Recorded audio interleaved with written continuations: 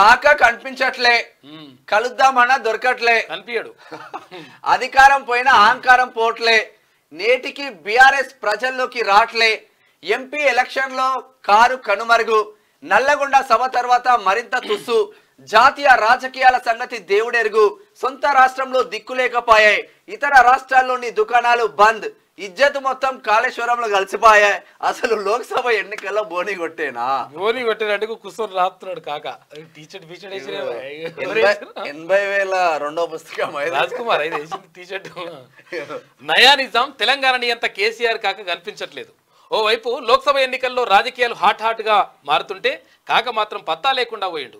ఇక లోక్సభ ఎన్నికల్లో ఓటమిని ముందే ఒప్పుకుండో లేక మరేదైనా కారణమో తెలియదు కానీ జనం ముందు వస్తలేడు. ఇక నల్లగొండ సభా వేదికగా ఆహో ఆహో ఓహో అని చెప్పేసి అంటూ గప్పాలు కొట్టిన కాకకు కాళేశ్వరం అవినీతి ప్రజల్లోకి వచ్చేందుకు ముఖం లేకుండా చేసింది.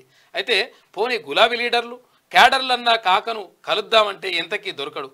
కేసీఆర్ ఇంకా సీఎంననే భ్రమలోనే ఉన్నాడో లేకపోయినా ఇజ్జత్కు ముఖం చూపించలేకపోతుండో కానీ ఒక్కరికి కూడా దొరకట్లేదు. సారుకు అధికారం పోయిన అహంకారం పోనట్టున్నది అని చెప్పేసి ఒక ప్రత్యేక కథనం వేసింది శనార్థి దినపత్రిక. ఫోటో కూడా జబర్దస్త్ చేసిండు. ఇది తువాలు వేసుకొని టీషర్టు